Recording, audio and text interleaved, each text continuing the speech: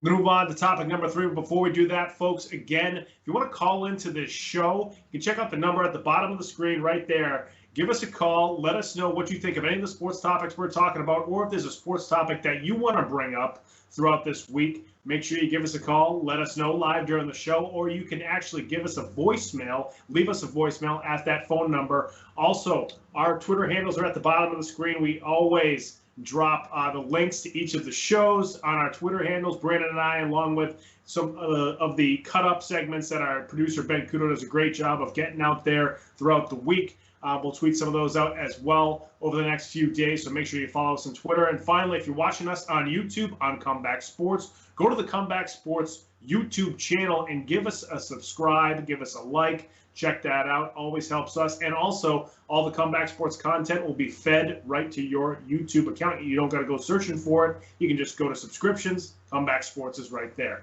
So moving on to topic number 3, and it hits home here for the Boston Celtics. Jared Weiss of The Athletic actually came out with a big article this week about some of the turmoil going on behind the scenes with the Celtics, Kemba Walker, a lot of different stuff there. We've thought as Kemba Walker is a really good guy, good teammate. I think he definitely is, no matter what any of these articles say or what some of the other rumors supposedly are coming out with.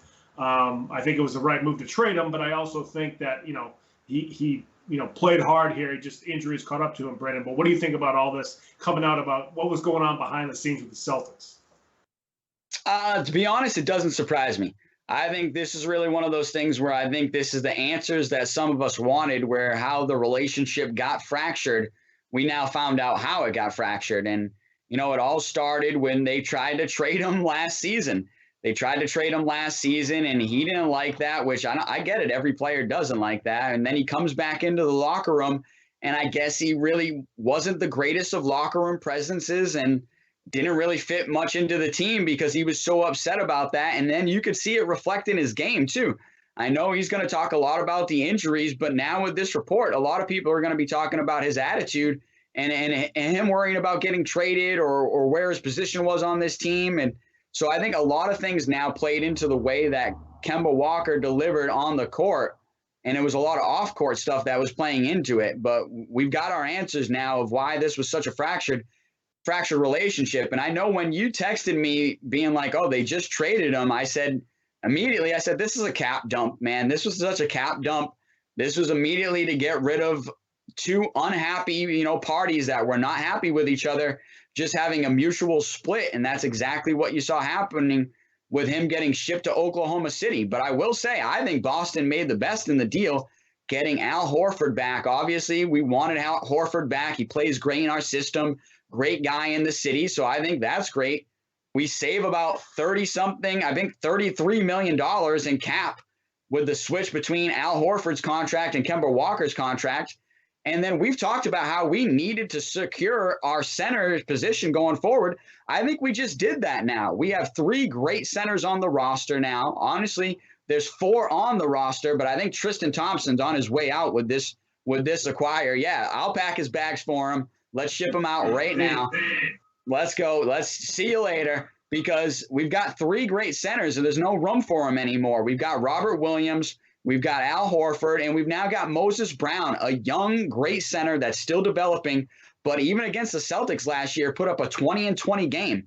And that was with Brad Stevens sitting on the sideline, getting to watch it. And I think Brad Stevens was like, if I get a chance to get this kid, that's exactly what I'm going to do. And he did. So I think this is a great move for the Boston Celtics. I'm liking what Brad Stevens is doing so far as the basketball of operations, head of basketball operations.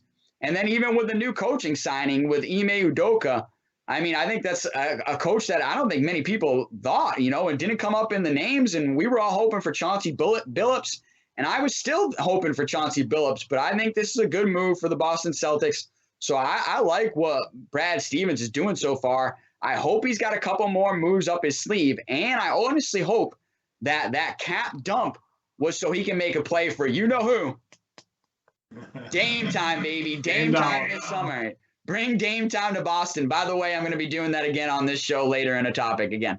But, I mean, I love some Dame Lillard. I would love to see him in a Boston Celtics uniform. Leading the big 3 would be Dame Lillard, Jaylen Brown, and obviously Tatum, man, I think would be such an unbelievable roster with these other guys that we've now acquired. But I think, honestly, that move with dumping that cap space was a move to at least, position himself to go after Dame Lillard or to go after another big free agent or to make a big trade so we can get another star in here to help us go for a title.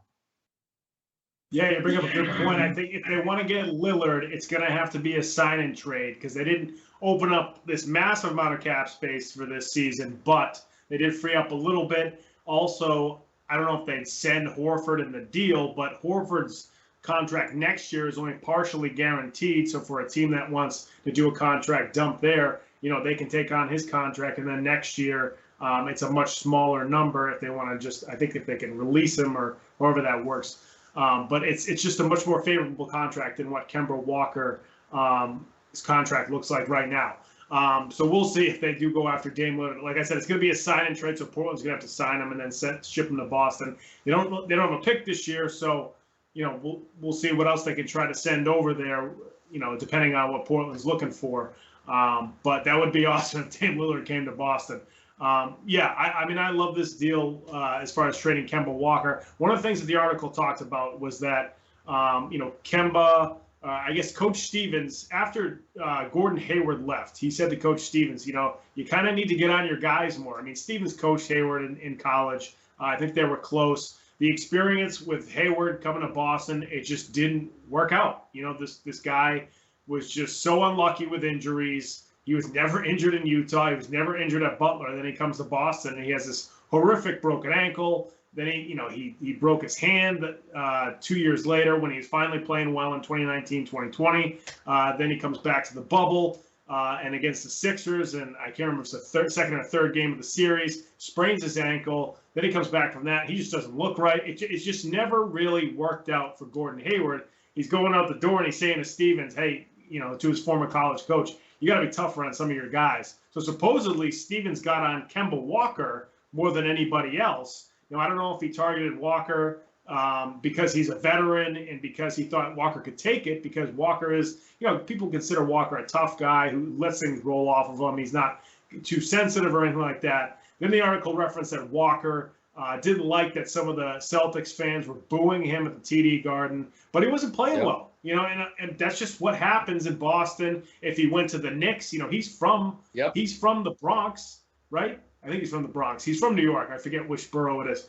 But if he played for the Knicks, he'd get booed. I mean, if you go play for the Bulls and you don't play well, you're going to get booed in Chicago. So, it's not just Boston that does that. Philly, exactly. Philly's worse than anybody. So, And then on top of all that, from what I heard, Bill Simmons mentioned this on his podcast on The Ringer, that he heard that Kemba Walker, when the season was stopped because of COVID back in 2020, Walker's knee wasn't in great shape. The trainers from the Celtics, who couldn't be with him physically because everybody had to stay home and be isolated and everything, the trainers gave him exercises to do to strengthen his knee, to get that knee back to where it needs to be. When he came back and they went to the bubble, supposedly the trainers were like, your knee seems the same. It doesn't look like you did any of these exercises. And there's a rumor that he didn't do any of that. And then the Celtics staff was kind of like, you don't seem like you want this to get better, So who knows if that's true, but that's Bill Simmons, who's got some contacts in the NBA. Who knows if that's true, but it seems like there was some frustration with Kemba Walker, which we didn't really think about because he's such a good guy. He seemed to be good in the locker room, and now we're hearing that there was some stuff going on. There's stuff goes on in every NBA locker room, so this isn't a huge surprise, but I think, it was now time for Kemba to leave Boston. I think the biggest concern now for the Celtics is this going to keep happening with these free agents? Kyrie left different reasons than Kemba.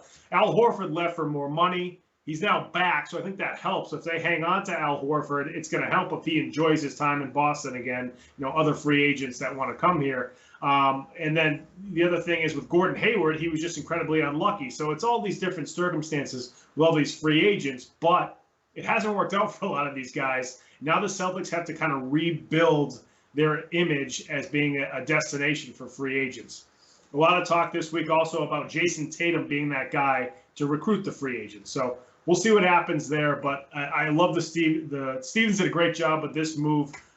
trading Kemba. It was a tough decision. You don't want to lose a good player like that, but he made the right call. He gave up a draft pick, but you have to do that to dump the salary. And then, like you mentioned, this new coach, Ubaku, he actually was an assistant coach on the FIBA USA team back in 2019 that Jason Tatum, Jaylen Brown, Marcus Smart, they all played for him. They all liked him. They all signed off on this coach becoming the next head coach of the Celtics, and that's the biggest part. You got to have the players buy in to the new head coach. So I think that was the biggest reason why they signed this coach. And also he's got a lot of experience with both Brooklyn. He was with the Spurs. I think he was with the Sixers for a couple of years. So he's got a lot of experience as an assistant. Now gets his shot as a head coach. Yeah, no, like you said, I mean, he coached under Greg Popovich for 8 years. So when I heard that, I was sold. Because anybody that's coached with Popovich for that long, first, Popovich doesn't take much BS. So if you weren't a good coach, he would fire you and move you out. And then other than that, I think Greg Popovich is one of the best coaches in the NBA, if not in NBA history. So being able to learn underneath him and learn his system, I think is going to be great. So I think Udoka is going to be a good coach going forward for the Boston Celtics. I think it's a good choice for now. Hopefully it does pay off for them. But going back to Kemba Walker, I still like Kemba Walker. I still think he's got a lot left in the tank. I think this is really going to be one of those trades where it ended up working out for both the Boston Celtics and for Oklahoma City and Kemba Walker. I think Kemba is going to get a fresh start. He's going to get his head cleared. You know, he's still making that big money in Oklahoma City, right? And so I think this is good. I think both sides kind of got what they wanted. And I think you're going to see Kemba Walker come back to being a great player. And I think it's just going to happen in Oklahoma City.